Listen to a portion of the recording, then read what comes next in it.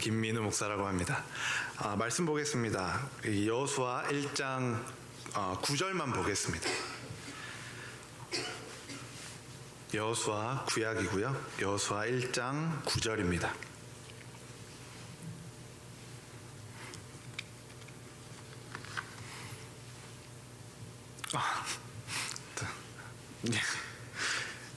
자, 성경을 이렇게 찾으실 줄 알았는데, 네, 알겠습니다. 기다리고 있어요. 괜히 기다리고 있었네요. 네. 한 목소리로 읽겠습니다. 내가 내게 명령한 것이 아니냐? 강하고 담대하라. 두려워하지 말며 놀라지 말라. 내가 어디로 가든지 내 하나님 여호와가 너와 함께 하느니라 하시니라. 아멘. 짧게 제가 기도하도록 하겠습니다. 하나님, 부족한 종이 주의 말씀을 가지고 또 주의 사랑하는 백성 앞에 섰습니다. 이 시간 저를 만나주신 하나님에 대해 짧게 이야기할 텐데, 이 시간 저는 사라지고 주님만이 드러나는 시간 되게 하여 주시옵소서.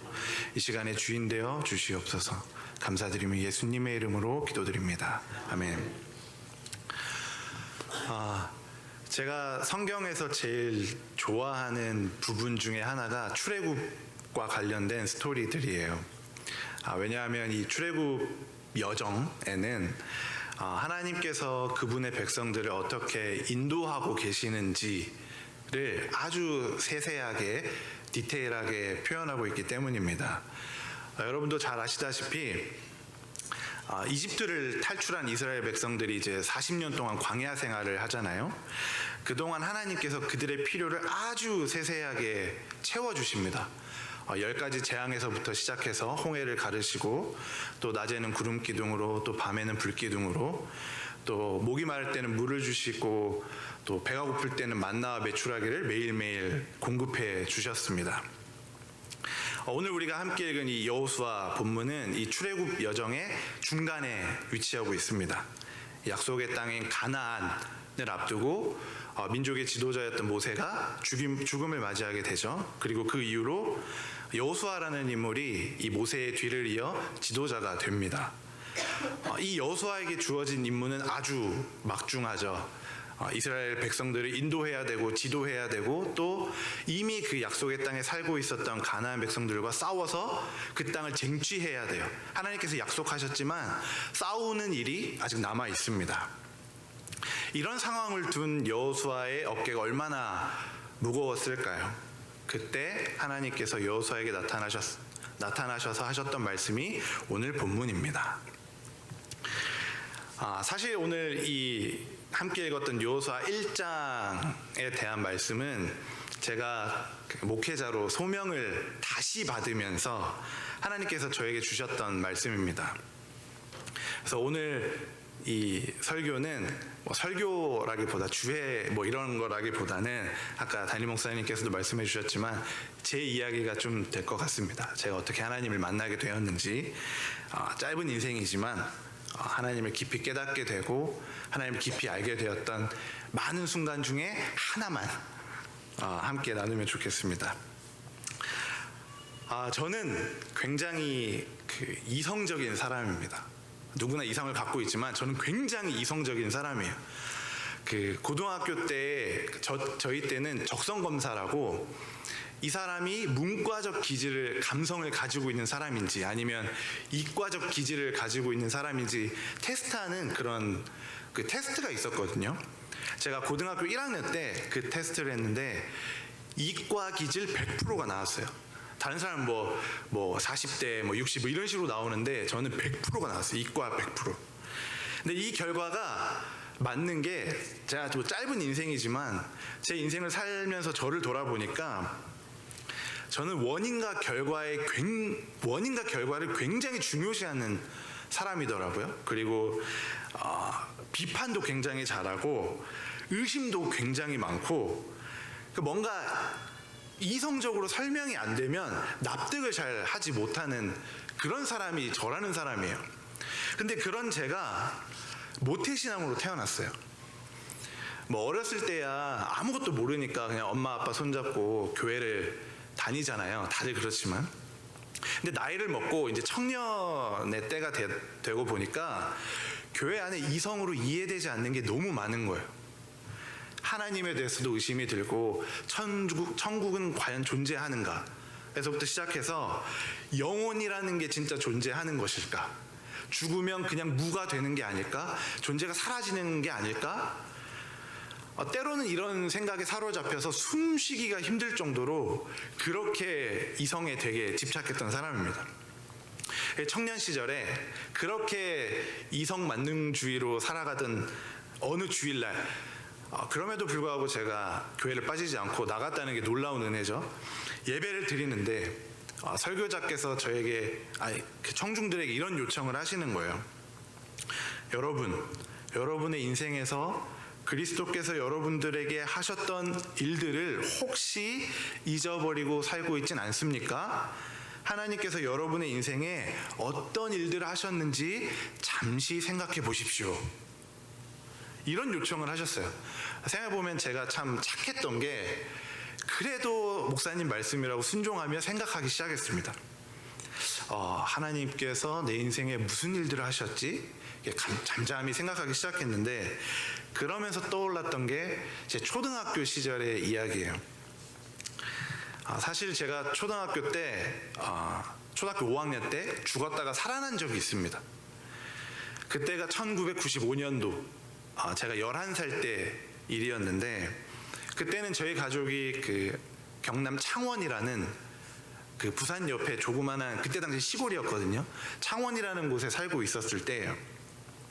그날 저녁에도 온 가족이 함께 모여서 저녁 식사를 하던 와중이었습니다. 근데 제가 그때 배가 아팠는지 밥을 먹다가 화장실을 다녀오겠다고 자리에 일어난 거예요. 근데 일어나면서 쓰러졌어요. 갑자기. 그러니까 눈을 떠보니까 제가 아버지 등에 엎여 있고, 아버지는 그때 당시 살던 아파트 계단을 막 허겁지겁 내려가고 계셨어요. 그리고 제 온몸엔 힘이 없고, 그 아버지 등에 엎여서 막 그냥 덜렁덜렁 이렇게 거리면서 근처 병원으로 이제 차를 타고 이동했습니다. 처음에는 집 근처 동네 굉장히 작은 병원으로 갔는데, 동네 병원에서 저를 보고 이제 이것저것 검사하기 시작하더니 자기 병원에서는 뭘 알 수가 없대요. 그래서 좀 더 큰 병원으로 가라. 그래서 병원을 옮겼어요. 바로. 그 조금 더 큰 병원에 갔는데, 거기서도 의사 선생님이 막 저를 이렇게 보시더니 자기 병원에서도 뭔가 조치해 줄 수 있는, 검사할 수 있는 시설도 없고 아무것도 없다. 좀 더 큰 병원으로 가라. 그렇게 3번을 옮겼습니다. 그리고 마지막 갔던 그 동네 병원 중에 제일 큰 그 병원에서 자기네들도 이렇게 검사할 수 있는 뭔가가 없대요. 그러면서 부산에 있는 백병원으로, 그때 당시 1995년도에 그 경남 지역에서 제일 컸던 병원이 부산 백병원이거든요. 앰뷸런스를 불러줄 테니까 이제 가보라는 겁니다. 앰뷸런스를 타고 이송되어져 가는 그 중간에 그 11살짜리 그 꼬맹이 온몸에 호수들이 꼽히기 시작했습니다. 코에도 꼽히고 팔에도 꼽히고, 제가 아직도 선명하게 기억하는 게, 제가 그 병원으로 이송되는 중간에 피를 계속 토했거든요. 왠지 모르겠어요. 피를 막 토했는데, 이게 누워서 피를 토하니까 세상이 새빨갛게 되는 경험을 했어요. 피가 이렇게 눈에 막 들어가고. 근데 그때 제가 아직도 기억나는 건, 저를 옆에서 계속 보시는 그 어머니의 당황스러운, 멀쩡하게 밥 먹다가 갑자기 쓰러지니까 그 당황스러운 표정이 아직도 기억납니다. 그렇게 부산 백병원으로 이송이 되었는데, 제가 부산 백병원에서 일주일을 입원해 있었거든요. 근데 그 기간 동안 치료를 받은 게 아니라 검사만 일주일을 받았어요. 수십 가지 검사를 해요. 엑스레이부터 시작해서 위내시경, 대장내시경, CT, 그다음에 무슨 혈관으로 실 같은 걸 넣어가지고 무슨 검사하는 그런 검사도 있더라고요. 수십 가지 검사를 받는데, 검사를 받는 내내 계속 쓰러지는 겁니다. 검사 받으러 가면서 쓰러지고, 받고 오는 중에 쓰러지고, 검사 받는 중에도 쓰러지고. 한번 의식을 이렇게 잃었다가 깨어나면 아버지께서 제 위에 계셨어요. 제 뺨을 막 치면서 민우야 막 절규하시면서 그러고 계셨어요. 그렇게 일주일이 지나는 동안 의사들이 아무런 원인을 발견하지 못했습니다. 이 11살짜리 꼬맹이가 계속 쓰러지고 피를 토하고 위아래로 피를 계속 쏟아내는데 왜 그러는지 이유를 모르겠다는 거예요. 이유를 발견해야 치료를 하는데 치료를 할 수가 없는 상황이었습니다. 이대로 그냥 시간이 흐르면 그냥 죽게 되는 그런 상태였어요. 그때 제 생명에 아무런 소망이 없을 때 아버지께서 기도하셨습니다. 하나님, 제 아들을 살려주십시오. 아들만 살려주시면 이 아들을 당신께 바치겠습니다. 아니, 아들만 바치는 게 아니라 저도 바치겠습니다. 그러니까 서원을 하신 거죠. 하나님의 종으로 이제 살도록 하겠다고. 그 기도가 있고 난 이후에 어떻게 됐는지 아십니까? 뭐 뻔한 스토리죠. 20년이 지금 훌쩍 지났는데 저는 단 한 번도 쓰러진 적이 없고, 그리고 제 아버지도 목사님이 되셨고 저도 목회자가 되어서 지금 여러분 앞에 서 있습니다. 그때 저를 검사하셨던 그 의사 선생님들이 저희 부모님한테 이렇게 얘기했다는 거예요. 도저히 이해할 수가 없다고. 자기가 이런 걸 본 적이 없대요. 어떻게 이렇게 깜짝같이 나올 수 있냐, 이렇게 말씀하셨다고 하더라고요. 제가 이 초등학교 때 있었던 이야기를 이렇게 길게 들려드렸는데 다시 제 청년 시절로 돌아가 봅시다. 그때 설교자께서 예배 시간에 저에게 요청하셨던 것, 예수님께서 여러분의 인생에 무슨 일을 하셨는지 생각해 보십시오 라는 이 질문에 이 초등학교 때 제가 겪었던 사건이 떠오르는 겁니다. 근데 여기서 중요한 건 제가 이 전까지만 해도 저에게 있어서 이 초등학교 때 겪었던 이 일이 아무런 의미가 없었어요. 그냥 어렸을 때 겪었던 해프닝 정도였어요. 그런 일이 있었구나. 그냥 내가 그런 일을 겪었구나. 그냥 어렸을 때 아팠다가 나았다더라.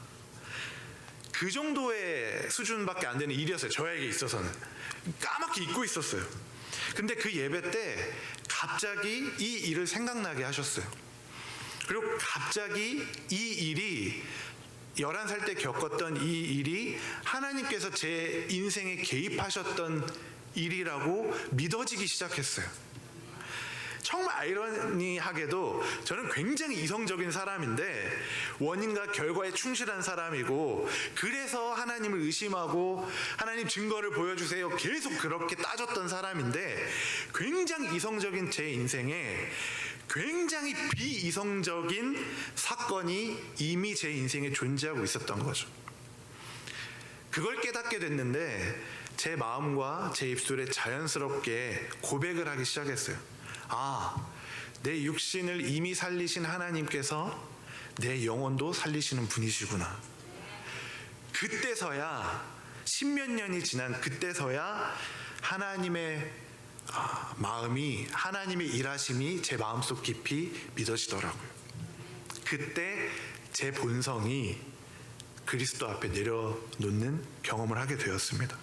그 전까지는 이성만, 제 지식만 의지하던 제가, 그래서 의심과 비판으로 똘똘 뭉쳐있던 제가 죄인입니다 하면서 그때 하나님 앞에 엎드려서 엉엉 울었어요. 제가 꽉 쥐고 있던 저의 그 옛사람, 저의 본성을 내려놓으니까 하나님의 일하심과 하나님이 제 인생을 향한 계획이 보이기 시작하더라고요.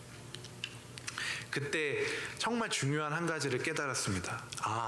하나님은 이렇게 일하시는구나. 하나님은 나를 너무도 잘 아시는구나. 이 의심 많은 김민호라는 사람을 너무 잘 아시니까 그래서 어렸을 적 내 삶에 이미 개입해 놓으셨구나. 그렇게 나를 하나님 품에서 떠나지 않도록 하셨구나. 나는 이미 은혜로 살아가고 있던 사람이었구나. 그때부터가 제 신앙생활의 제대로 된 시작이었습니다. 여기서 중요한 것은 제 인생에 이런 죽었다가 살아나고 어떤 기적 같은 일을 경험했다, 이게 중요한 게 아니었어요. 정말 중요한 것은 하나님이 어떤 분이시냐는 거예요. 하나님은 제가 경험한 그때 경험한 그 하나님은 정말 저라는 사람에게 딱 맞춰서 세밀하고 세심하게 일하시는 그런 하나님이셨어요. 김민우라는 사람을 너무 잘 아셔서 저를 그분의 백성으로 내치지 않으시도록, 그분의 백성으로 삼으시기 위해서 저에게 딱 맞는 방법으로 세심하게 일하셨던 거였어요. 이게 중요합니다. 하나님이 누구시냐? 나보다 더 잘하시는 하나님. 이미 내 인생을 하나님의 백성으로 삼으시겠다고 계획하시고 그분의 계획을 저에게 맞도록 펼쳐나가시는 그 하나님. 무지한 저에게 그분을 알리시고자 저에게 꼭 맞는 방법으로 그 방식대로 일하신 그 하나님. 그분이 저의 하나님, 또 우리의 하나님이십니다. 그렇게 시간이 지나고 이렇게 은혜만 가지고 끝나면 참 좋은데, 이렇게 그냥 신앙생활하면 하나님 너무 좋습니다, 사랑합니다, 이렇게 신앙생활하면 참 좋잖아요. 근데 저에게 남아 있었던 게 한 가지 더 있습니다. 아버지의 서원. 아버지께서 기도하셨잖아요. 아들만 살려주신다면 아들을 주님의 종으로 바치겠습니다.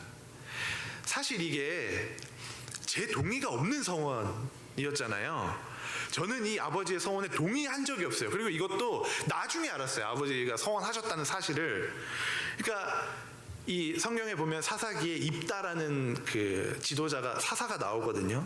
이 입다라는 사사가 하나님 앞에 기도하는 장면이 나오는데, 전쟁을 앞두고 하나님 이 전쟁에서 이기게 해주시면 이 전쟁에서 이기고 돌아올 때 저를 처음 맞이하는 사람을 하나님께 번제물로 바치겠습니다. 이런 기도를 해요. 입다라는 선지자가, 그 사사가. 그때 입다를 제일 처음으로 맞이했던 사람이 자기 딸입니다.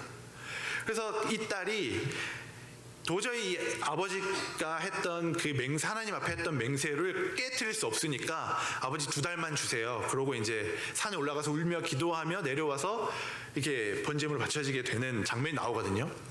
이 입다의 딸의 심정이 제 심정이었어요.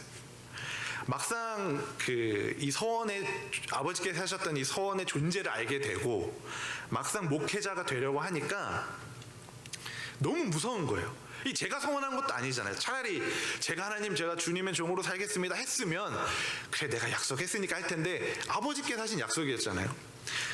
근데 이게 목회자가 되려고 생각해 보니까, 목회자가 되면 사실 돈도 못 벌잖아요. 돈도 못 벌고, 그때 당시 결혼하기도 전이었는데 목회한다고 돈 없어서 결혼도 못하면 어떡하냐, 이런 생각도 했어요. 또 그때 당시 제 마음에 이 세상에 하고 싶은 게 너무 많은 거죠. 목사가 되면 못하는 게 너무 많고, 포기해야 되는 게 너무 많고, 참아야 되는 것도 너무 많고, 솔직한 심정으로 그렇게 살기 싫었어요. 그래서 이런 기도도 했어요. 하나님, 그냥 저 돈 잘 버는 교회 성도로 살게요. 그래서 교회에 11조 많이 하는 그런 아주 귀중한 성도로 살아가겠습니다. 그렇게 기도한 적도 있어요. 이제 그러다가 제가 이제 하나님과 단판을 한번 지어야겠다, 그래서 소원이 있으니까 하면서 기도원에 들어간 거예요. 그래서 기도로 한번 단판을 지어봐야겠다. 근데 제가 아주 중요한 진리를 하나 알려드리겠습니다. 하나님과 무슨 단판을 지으려는 장소로 기도원은 전혀 좋은 곳이 아니에요. 오히려 제가 그 일주일 동안 금식하면서 기도원에 이제 들어갔었거든요. 오히려 하나님 앞에 엎드려 순종하게 되더라고요. 제가 일주일 동안 기도원에 틀어박혀서 기도할 때 하나님께서 저에게 주셨던 말씀이 오늘 본문입니다. 내가 내게 명령한 것이 아니냐? 강하고 담대하라. 두려워하지 말며 놀라지 말라. 네가 어디로 가든지 너의 하나님 여호와가 너와 항상 함께 할 것이다. 목사라는 자리가, 목회자라는 자리가 두려워서 벌벌 떠는 저에게 강하고 담대하라고 말씀하셨습니다. 하나님, 돈과 명예를 갖고 싶어요. 하나님, 이 세상에 갖고 싶은 게, 하고 싶은 게 너무 많아요. 하나님, 이 세상에 미련이 너무 많습니다. 그런 저에게 이 세상의 어떤 것보다 뛰어나고 위대한 하나님 그 자신이 내가 함께 하겠다라고 말씀해 주셨어요. 그 옛날 오늘 본문처럼 이 여호수아에게 함께 하셨던 것처럼, 하나님께서 함께 하셨던 것처럼 앞으로의 길을, 민우야, 너의 길을 내가 너와 함께 할 것이다.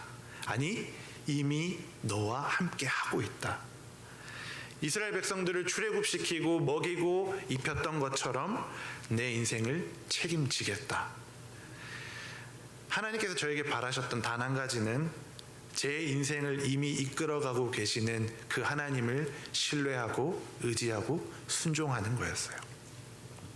그때 이후로 저는 지금까지 순종하며 하나님을 신뢰하고 목회자의 길을 걸어가고 있습니다.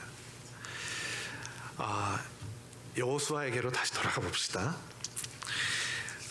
말씀을 이제 간증을 마무리하려는 타이밍이에요. 여호수아에게로 다시 돌아가 봅시다. 여호수아는 오늘 자기 눈앞에 있는 강대한 적이 두려워서 벌벌 떨었어요. 이스라엘 백성들을 이끌어야 된다는 그런 막중한 책임감 앞에 눈물 짓고 있습니다. 그런 여호수아에게 하나님께서 말씀하십니다. 4절인데 5절인가요? 네, 5절입니다. 내가 모세와 함께 있었던 것 같이 너와 함께 있을 것이다. 내가 너를 떠나지 아니하고 버리지 않겠다. 여호수아에게 하신 말씀입니다. 여호수아에게는 이미 승리가 예정되어 있습니다. 하나님께서 이미 그 땅을 이스라엘 백성에게 주시기로 약속하셨기 때문에 여호수아 눈앞에 있는 적이 아무리 강대하더라도 승리가 예정되어 있습니다. 하나님께서 여호수아에게 요구하셨던 단 한 가지, 하나님을 신뢰하는 것이었습니다. 하나님을 신뢰하며 내 생각보다, 내 마음보다, 내 본성보다 하나님을 의지할 때 이미 예정된 그 승리가 주어지는 것이죠. 우리 인생도 마찬가지입니다. 한 치 앞도 볼 수 없는 게 우리 인생입니다. 우리의 삶이죠.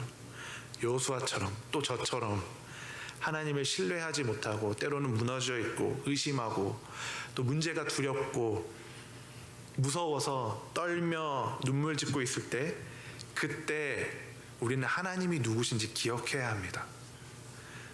우리 하나님은 우리의 인생을 세밀하고 세심하게 인도하시는 분이십니다. 우리 하나님은 이미 우리에게 승리를 약속하신 분이십니다.